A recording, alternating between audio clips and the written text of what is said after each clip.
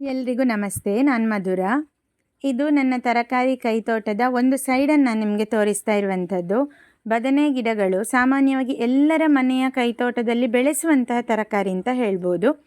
ಇವತ್ತು ನನ್ನಲ್ಲಿ ಇರುವಂತಹ ಬದನೆ ಗಿಡಗಳು ಹೇಗಿದೆ, ಹಾಗೆ ಯಾವ ವೆರೈಟಿದ್ದು ಅನ್ನೋದನ್ನು ನಿಮ್ಮ ಜೊತೆ ಹಂಚಿಕೊಳ್ತಾ ಇದ್ದೇನೆ. ತುಂಬ ಹೆಚ್ಚು ಗಿಡಗಳು ಮಾಡಿದರೆ ಅದರ ಮೇಂಟೆನೆನ್ಸಿಗೆ ಸ್ವಲ್ಪ ಜಾಸ್ತಿ ಟೈಮ್ ಬೇಕಾಗ್ತದೆ. ಆದ್ದರಿಂದ ಸ್ವಲ್ಪ ಗಿಡಗಳನ್ನು ಬೆಳೆಸೋದು ಅಂತ ಹೇಳಿದರೂ ಕೂಡ ಈಗ ನೀವು ನೋಡ್ತಾ ಇರುವ ಹಾಗೆ ಸುಮಾರು ಗಿಡಗಳಾಗಿದೆ, ಕೆಲವು ನೆಟ್ಟು ಆದರೂ ಕೂಡ ಇದು ಒಮ್ಮೆ ಬೆಳೆದ ನಂತರ ಇದಕ್ಕೆ ಮೇಂಟೆನೆನ್ಸ್ ಹೆಚ್ಚಾಗಿ ಇರೋದಿಲ್ಲ. ಇದು ನೋಡಿ, ಸಂತೆಯಿಂದ ತಂದಂತಹ ಗಿಡ ನೆಟ್ಟಿರುವಂಥದ್ದು ನಾನು. ಇದು ದೊಡ್ಡ ಉರುಟು ಬದನೆ ಆಗುವಂಥದ್ದು, ಅಂದರೆ ರೌಂಡ್ ಇರ್ತದೆ ಬದನೆ. ಈಗ ನೀವು ನೋಡ್ತಾ ಇರೋದು ಮೊದಲ ಬದನೆ ನಾನು ಕೊಯ್ತಾ ಇರುವಂಥದ್ದು. ಹಾಗಾಗಿ ಇದು ಹದವಾಗಿ ಬೆಳೆದ ತಕ್ಷಣವೇ ಕೊಯ್ತೇನೆ ನಾನು. ತುಂಬ ಚೆನ್ನಾಗಿರ್ತದೆ ಎಲ್ಲ ಬಗೆಯ ಪದಾರ್ಥ ಮಾಡಲಿಕ್ಕೆ ಕೂಡ. ಹಾಗಾಗಿ ಇದು ಹದವಾಗಿ ಬೆಳೆದಿದೆ ಅಷ್ಟೇ, ಹೆಚ್ಚು ಬೆಳೀಲಿಲ್ಲ.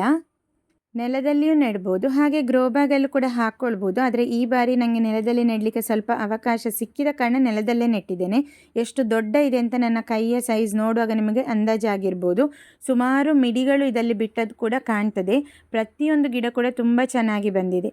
ಇದಕ್ಕೆ ನಾನು ಹಾಕುವಂತಹ ಗೊಬ್ಬರ ನೋಡಿ, ಎಲ್ಲದಕ್ಕೂ ಕೂಡ ಸಗಣಿ ಗೊಬ್ಬರ ಮೊದಲಿಗೆ ಬುಡಕ್ಕೆ ನೆಟ್ಟ ತಕ್ಷಣ ಇಟ್ಕೊಂಡಿದ್ದೇನೆ.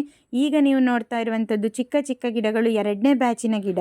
ಇದು ನಾವು ನಾಳಿ ಬದನೆ ಅಥವಾ ಉದ್ದ ಬದನೆ ಹೇಳ್ತೇವಲ್ಲ, ಆ ಗಿಡಗಳು ಈಗೆಲ್ಲ ನೀವು ನೋಡ್ತಾ ಇರುವಂಥದ್ದು. ಇದು ಕೂಡ ಅದುವೇ. ಇದು ಮಾತ್ರ ನಾನು ಗ್ರೋ ಬ್ಯಾಗಲ್ಲಿ ಹಾಕಿದ್ದೇನೆ. ಬಿಳಿ ನಾಳಿ ಬದನೆ ಅಥವಾ ಉದ್ದ ಬದನೆ ಅಂತ ಹೇಳಿ ತಂದದ್ದು ಬೀಜ.